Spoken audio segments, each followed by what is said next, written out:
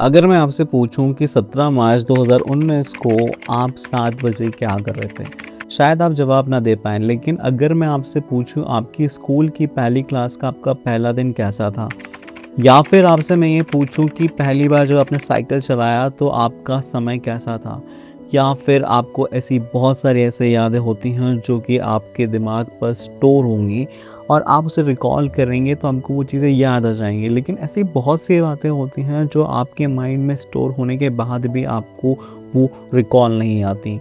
तो ऐसा क्यों होता है? हमारा ब्रेन कुछ यादें सालों तक संभाल कर रखता है और कुछ सिर्फ कुछ मिनट में भूल जाता है। क्या हमारा ब्रेन गलती करता है, या फिर भूलने की इंटेलिजेंस की सबसे बड़ी निशानी है?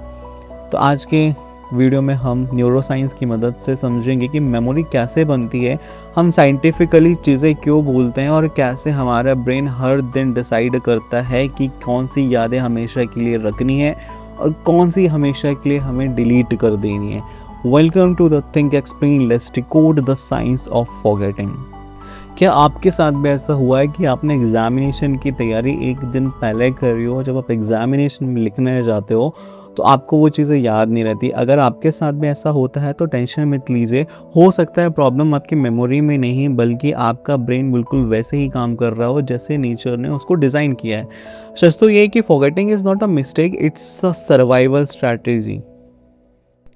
आज हम जानेंगे ब्रेन मेमोरी कैसे बनती है, हम साइंटिफिकली चीज़ें क्यों भूलते हैं, स्लीप, स्ट्रेस और रिवीजन का मेमोरी से क्या कनेक्शन है और अपनी मेमोरी को स्ट्रॉन्ग कैसे बनाया जा सकता है। तो चलिए शुरू करते हैं।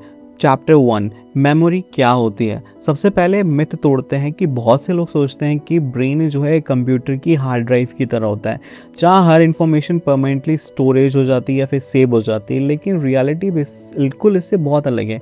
हमारे ब्रेन इंफॉर्मेशन को रिकॉर्ड नहीं करता बल्कि वो इसे रिकंस्ट्रक्ट करता है। साइंटिस्ट कहते हैं कि मेमोरी के 3 स्टेजेस होते हैं। The first one stage is the encoding. जब आप कोई चीज़ देखते हैं, सुनते हैं, फिर एक्सपीरियंस करते हैं तो ब्रेन उस इंफॉर्मेशन को इलेक्ट्रिकल सिग्नल्स में कन्वर्ट कर देता है। इस प्रोसेस को एनकोडिंग कहते हैं। लेकिन अगर आपका दिमाग उस पर अटेंशन नहीं दे रहा है तो मेमोरी बनेगी ही नहीं। इसलिए जब आप फ़ोन चलाते हुए आपसे कोई बात कर रहा होता है तो बाद में आपको वो चीज़ें याद नहीं रहती हैं।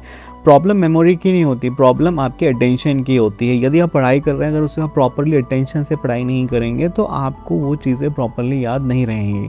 स्टेज 2 आता है हमारा स्टोरेज का। अब इंफॉर्मेशन को स्टोर करना होता है, यहाँ ब्रेन का एक बहुत इंपॉर्टेंट पार्ट काम आता है, उसको बोलते हैं आप हिप्पोकैम्पस। ये ब्रेन का सबसे टेम्पररी मेमोरी मैनेजर होता है।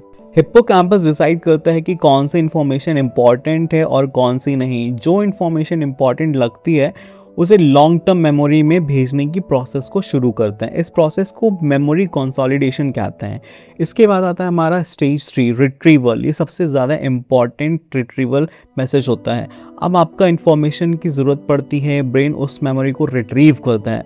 अगर रिट्रीवल सक्सेसफुल हो जाता है तो आपको सब कुछ चीज़ें याद आ जाती हैं। अगर रिट्रीवल प्रॉपर्ली नहीं हो पाता है तो आपको ऐसा लगेगा कि आप कुछ चीज़ें भूल रहे हो। लेकिन सबसे इंटरेस्टिंग बात यह है कि कई बार मेमोरी ब्रेन में होती है, हमें वो चीज़ पता होती है, हमें वो चीज़ याद रहती है, लेकिन हमारी ज़बान तक नहीं आ पाती, क्यों? बस उस तक पहुंच नहीं पाती। इसलिए कभी कभी हम बाद में वो चीज़ हमें याद आ जाती है और हम उस चीज़ को सामने वाले को बता देते हैं। इसके बाद आता है चैप्टर 2 की ब्रेन में मेमोरी कैसे बनती है। अब थोड़ा और डीप साइंस को समझेंगे कि हमारे ब्रेन में लगभग 86 बिलियन न्यूरॉन्स हैं। न्यूरॉन एक स्पेशल सेल होता है जो इन्फॉर्मेशन को ट्रांसफ़र करता है। ये न्यूरॉन्स एक दूसरे से डायरेक्टली टच नहीं करते, इनके बीच एक टाइनी गैप होता है जिसको बोलते हैं साइनैप्स। जब भी आप कोई नई चीज़ सीखते हैं, न्यूरॉन्स के बीच नए कनेक्शंस बनते हैं और जब आप उस इंफॉर्मेशंस को बार बार रिवाइज करते हैं तो ये कनेक्शंस और स्ट्रॉन्ग हो जाते हैं। तो साइंटिफिकली इस प्रोसेस को लॉन्ग टर्म पोटेंशिएशन कहते हैं, जिसे LTP भी कहा जाता है। इसका सिंपल सा एग्जाम्पल से अगर आप समझेंगे कि अगर आप किसी जंगल में जाते हैं, अगर आप पहली बार उस जंगल में जाएंगे तो आपको रास्ता बहुत ज़्यादा मुश्किल लगेगा।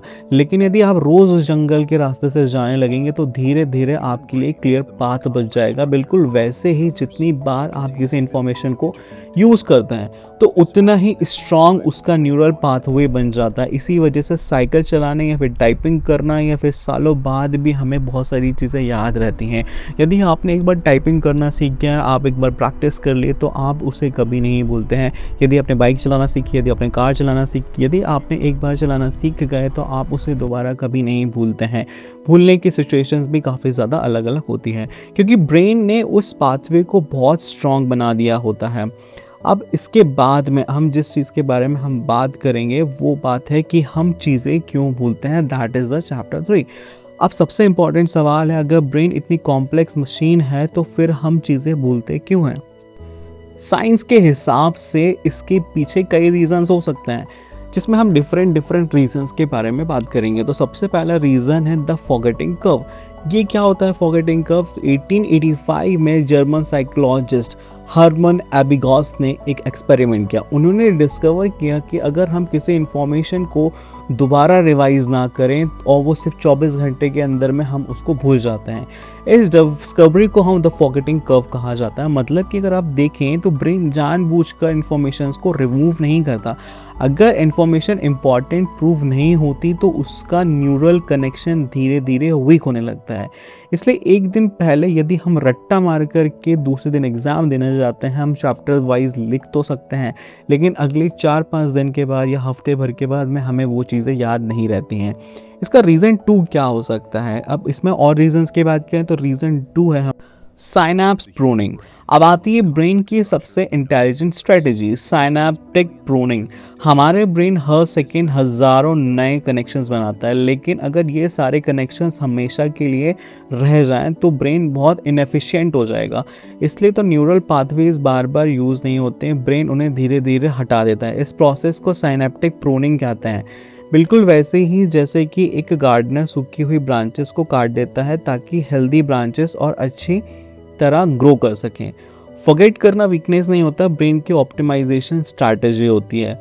Reason 3 the stretch and the cortisol. कभी आपने नोटिस किया है कि एग्ज़ाम हॉल में सब कुछ याद था लेकिन क्वेश्चन पेपर देखते ही दिमाग ब्लैंक हो गया?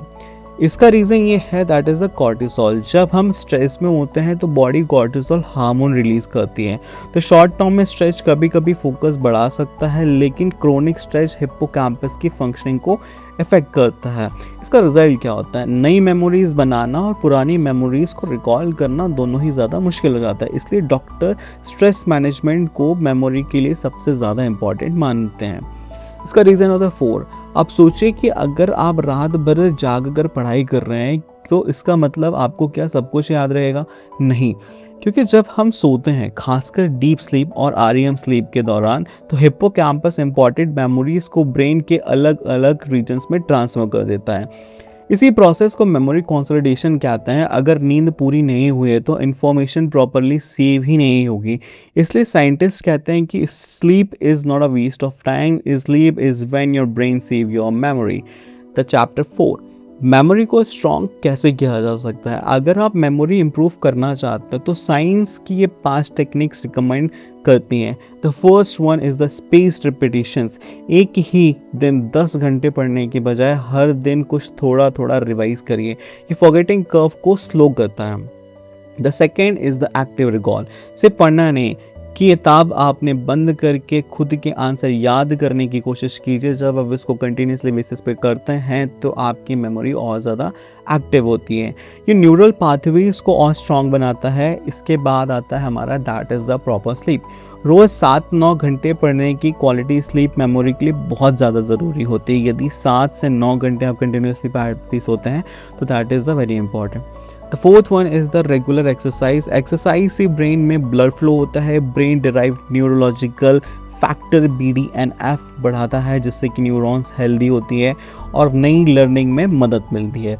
फोकस, मल्टीटास्किंग से अटेंशन डिवाइड हो सकता है और बिना अटेंशन के स्ट्रॉन्ग मेमोरी बनती ही नहीं है। इसलिए आपका फोकस एंड अटेंशन किसी एक चीज़ को करने पे काफ़ी ज़्यादा होना चाहिए। तो इन सब चीज़ों का कंक्लूजन ये होता है कि तो आज हमने जाना कि हम इसलिए नहीं भूलते क्योंकि हमारा ब्रेन वीक है। हम भूलते इसलिए क्योंकि हमारा ब्रेन स्मार्ट है, ये हर दिन डिसाइड करता है कि कौन सी इन्फॉर्मेशन हमें फ्यूचर में यूज़फुल होगी और कौन सी नहीं। शायद इसलिए एल्बर्ट आइंस्टीन ने कहा था कि never memorize something that you can look up.